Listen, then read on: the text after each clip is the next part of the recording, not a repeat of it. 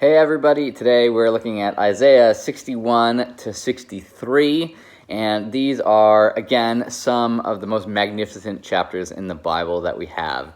Isaiah chapter 61 in particular, like Isaiah 40, is worth a read and a reread and a reread because it is just full of God's amazing promises to his people. Jesus actually quotes this in Luke chapter 4. Jesus goes to the synagogue and he asks for the scroll of Isaiah, and he turns to Isaiah chapter 61, and this is what he says about himself. From Isaiah 61, verses 1 to 2. The Spirit of the Lord is on me, because the Lord has anointed me to proclaim good news to the poor. He has sent me to bind up the brokenhearted, to proclaim the freedom for the captives and release from darkness for the prisoners, to proclaim the year of the Lord's favor.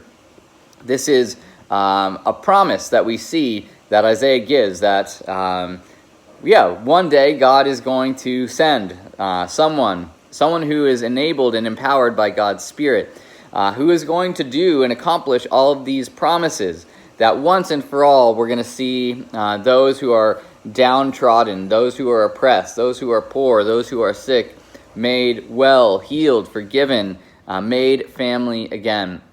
And Jesus quotes this and says, "This is true of me."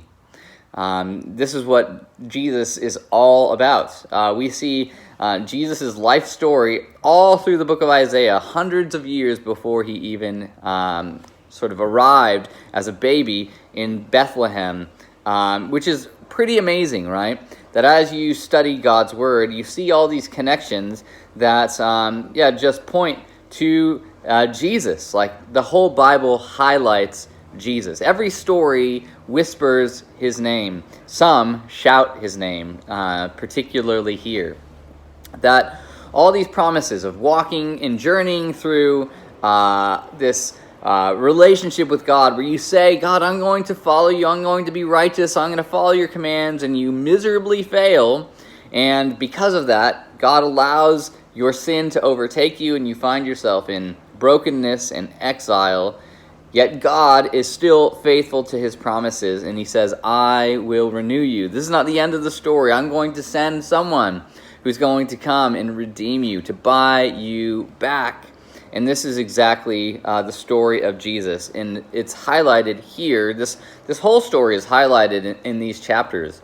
In Exodus chapter 34, God meets with Moses up on Mount Sinai, and God sort of passes by Moses, and Moses sticks his face in the cleft of a rock because he can't see God, face to face and live.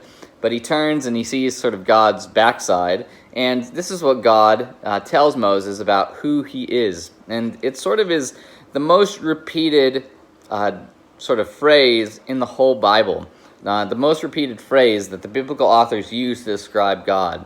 It says, Yahweh, compassionate and gracious, is a compassionate and gracious God, slow to anger, and abounding in love and faithfulness, maintaining love to thousands, and forgiving wickedness, rebellion, and sin. Yet he does not leave the guilty unpunished. It's this passage that describes God's very nature, that he is good and compassionate and gracious and loving, that he's a forgiving God. And yet, God doesn't let the guilty go unpunished. He's a just God as well. And this is exactly the story that we see unraveling through the book of Isaiah, that God is faithful to his character, he's faithful to his people, and this is what we see particularly in chapter 63, where Isaiah sort of tells the story again of the people who have chosen God. They say, "We're going to be your people." They put up their hand and say, "We will follow you," but they miserably fail. And through their own sin, they find themselves in exile. And yet, even there, God draws them out. God forgives them, and God, gives these promises to them. And this is just a great reminder of, who God is. That If you are going out of control, God will step in. He'll intervene. He does not let the guilty go unpunished. And yet, time and time and time and time and time and time again, God forgives. God draws back. God embraces. God welcomes. And this is what we see through these chapters. And ultimately, the promise is that one day God is going to come back himself, and he's going to redeem us once and for all.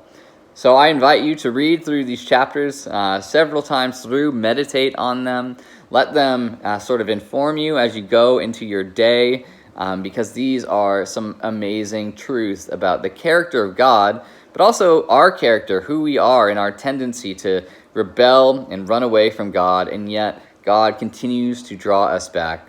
So despite what you have done this week, today, this month, or this year, or in your lifetime, God is a God who's gracious and compassionate, and even while we were still sinners, he sent Christ to die for you. His promises still remain. So will you run to God or continue to run away from him? That's it. We'll see you later. Bye.